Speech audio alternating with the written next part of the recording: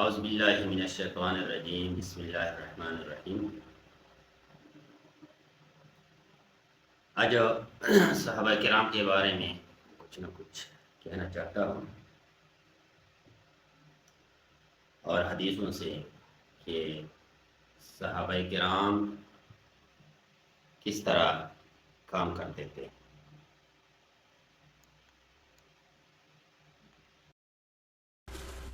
آج صحابہ کرام کے بارے میں کچھ نہ کچھ بتانا چاہتا ہوں حدیثوں کے اعتبار سے۔ رسول اللہ صلی اللہ علیہ وسلم نے فرمایا ہے، حدیث کا راوی ہے حضرت ابو سعید خدری رضی اللہ تعالیٰ عنہ، لا تسبوا اصحابی فلو ان احدکم انفق مثل احد ذهبا ما بلغ مد احدهم ولا نصیفہ۔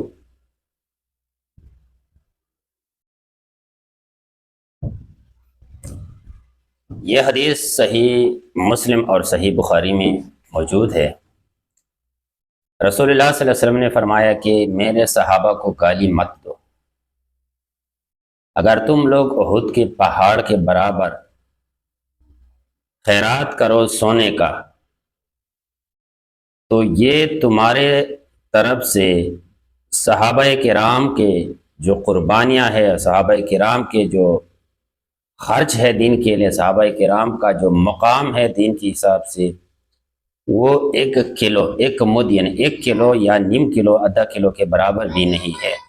تو اس لیے صحابہ کرام کی قربانی، صحابہ کرام کا مقام اللہ تعالیٰ کے ہاں بہت عظیم مقام ہے، اللہ تعالیٰ کے ہاں بہت عظیم قربانی ہے، جس کی وجہ سے پوری دنیا میں اسلام پھیل گیا، جس کی وجہ سے پوری دنیا میں جو ہے نا اللہ تعالیٰ کی توحید، اللہ تعالیٰ کی وحدانیت پھیل گیا۔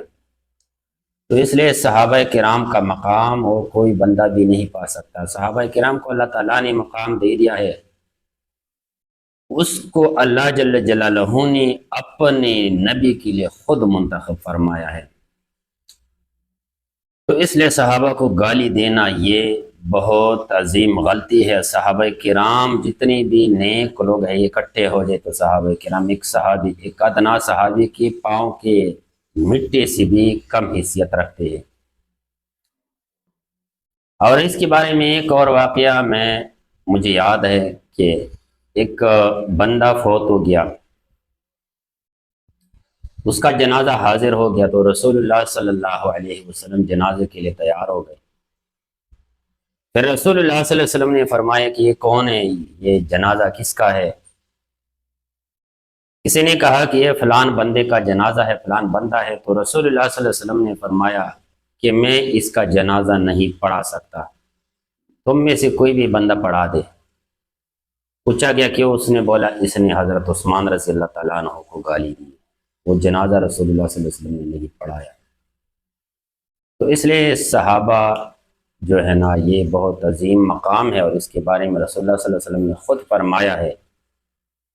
کچھ لوگ ایسے ہیں کہ حضرت علی رضی اللہ تعالیٰ عنہ اور حضرت امیر معاویہ رضی اللہ تعالیٰ عنہ کے درمیان جو ہے نا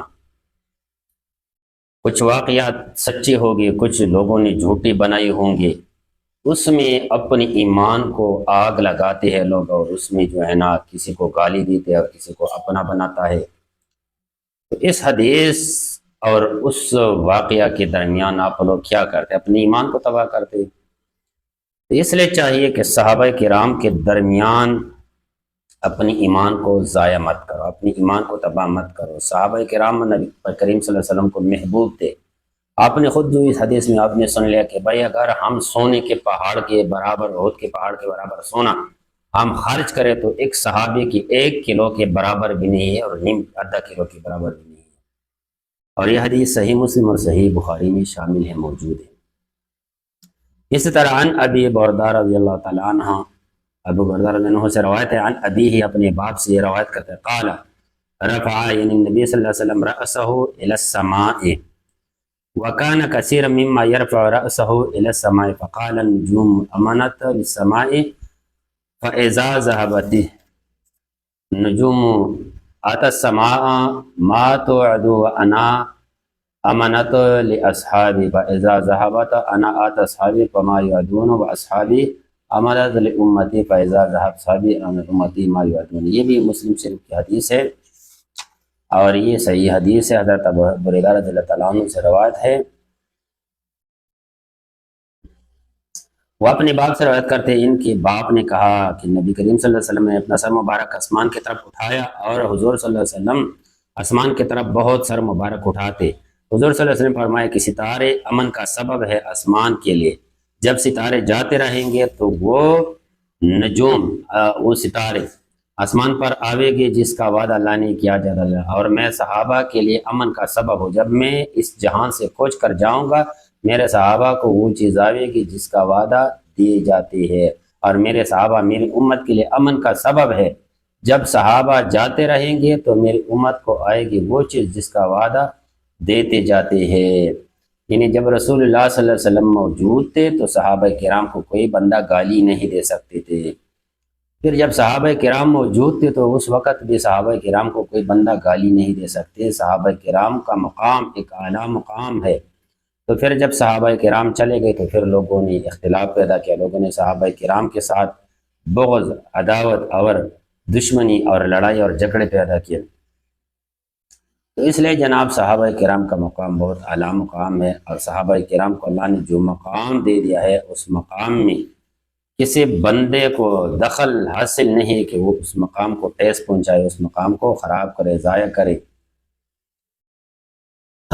تو اسی طرح ایک اور حدیث ہے انس رضی اللہ عنہ قال قال رسول اللہ صلی اللہ علیہ وسلم مثل اصحابی فی امتی کالملح فی طعام لا يصلح الطعام الا بالملح قال الحسن فقد ذهب ملحنا فكيف نصلح.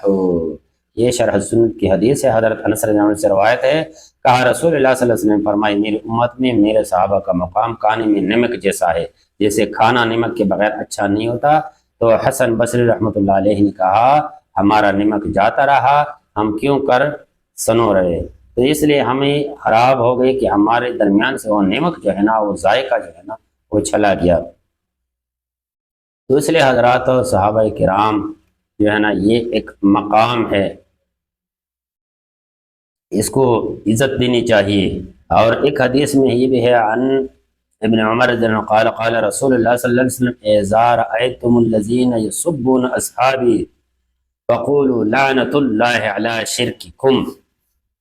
یہ ترمذی کی حدیث ہے. رسول اللہ صلی اللہ علیہ وسلم نے فرمایا ہے، حضرت عبداللہ ابن عمر رضی اللہ عنہ راوی ہے کہ رسول اللہ صلی اللہ علیہ وسلم نے فرمایا ہے کہ اذا رأيتم الذين يسبون اصحابي، جب کوئی بندہ میرے صحابہ کو گالی دیتے اور آپ اس بندے کو دیکھ لیں تو آپ کو کیا کرنا چاہیے؟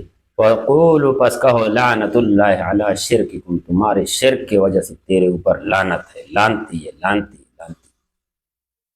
تو میرے بھائیو اس لیے صحابہ کا مقام ایک اعلیٰ مقام ہے، اور صحابہ ہمارے آنکھوں کے ستارے ہیں، میرے نبی کی آنکھوں کی ٹھنڈک تھے صحابہ کرام. تو اس لیے صحابہ کرام ایک عظیم مقام ہے، اور اس عظیم مقام کی عزت احترام ہمارے لیے فرض اور ضروری.